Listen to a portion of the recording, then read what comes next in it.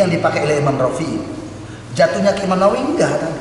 Lah, gambaran 40 zaman sahabat itu kan zaman Nabi alim-alim, paham agama. Lah sekarang yakin ada 40 yang paham banget agama. Karena meragukan, jangan.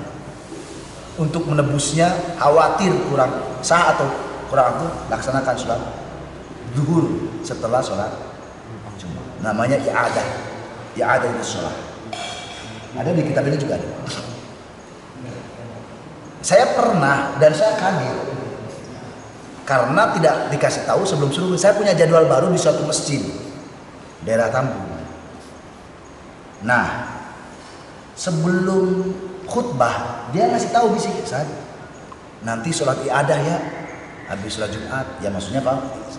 I'adah itu kan mengulang sholat Jumat. Karena sesuatu yang baru kali ini nih, baru kali itu maksudnya. Habis khutbah, habis sholat Jumat, saya zikir aja. Saya lupa kalau tadi bisikan tadi. Baru istighfar, udah 2 atau 3 kali sholat. Sholat i'adah dulu, sholat. Iya ya. Ya kan saya hormati dong. Tuan rumah saya hormati yang punya wilayah. Ya udah saya berdiri, kompak jamaah walaupun tidak semua emang. Tapi banyaklah. Yang jelas mah lebih dari 40 lah. Ya ada. Sholat zuhur 4 rakaat. Setelah selesai, saya baru nanya, mohon maaf Pak Haji, dasarnya apa ya? Saya nanya dong. Kalau beliau ditanya hukum, nggak berani jawab.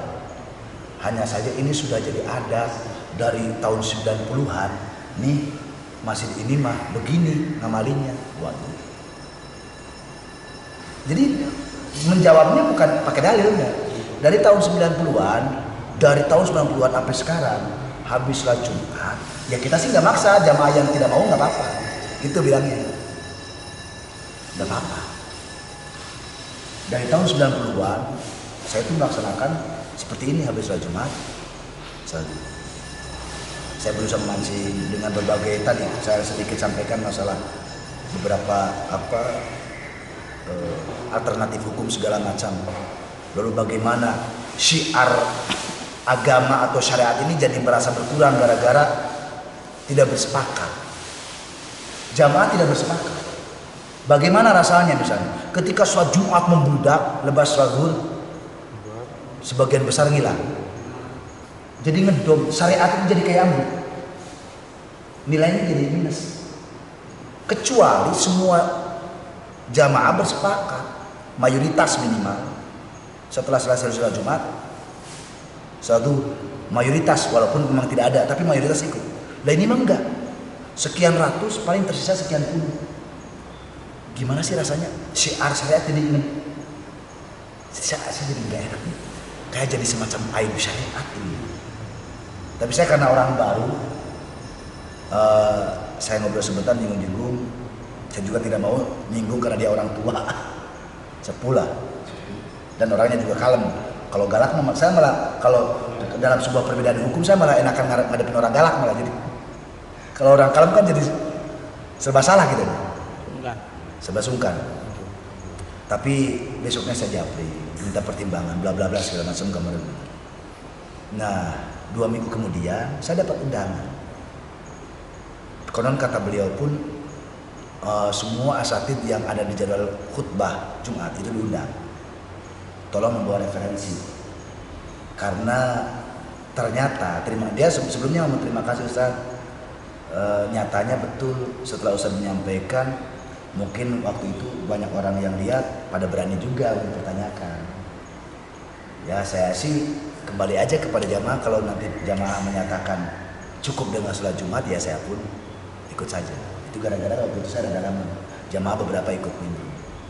Saya bilang mohon maaf Pak Haji jika kemudian apa yang saya sampaikan kemarin obrolan lancang, menyinggung perasaan Pak Haji. Oh enggak Ustaz, kalau itu berdasar dalilnya ada tidak masalah, saya malah senang.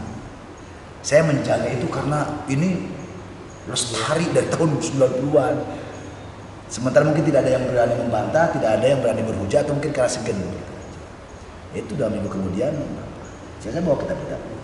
Kalau saya tetap yang saya sampaikan, yang versi Imam Rafi'i saya sampaikan, versi Imam Nawawi saya sampaikan.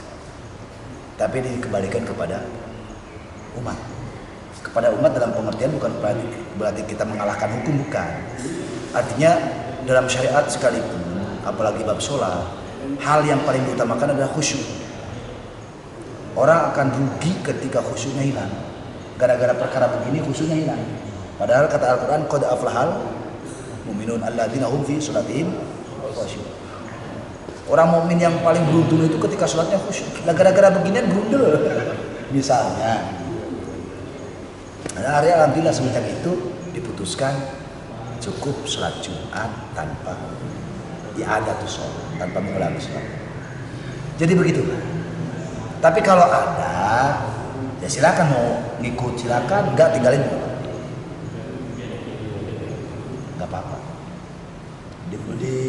Di Banten tuh ada di Banten. Ada ya di Banten? Maju. Enggak, benar ya.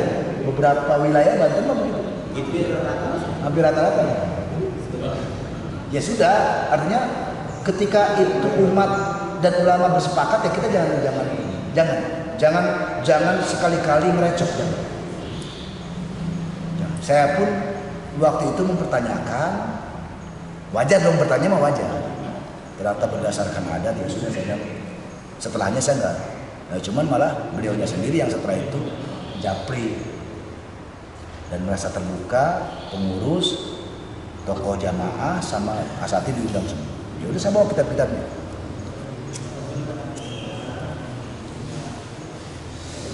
Jadi demikian, waktu sudah berlalu.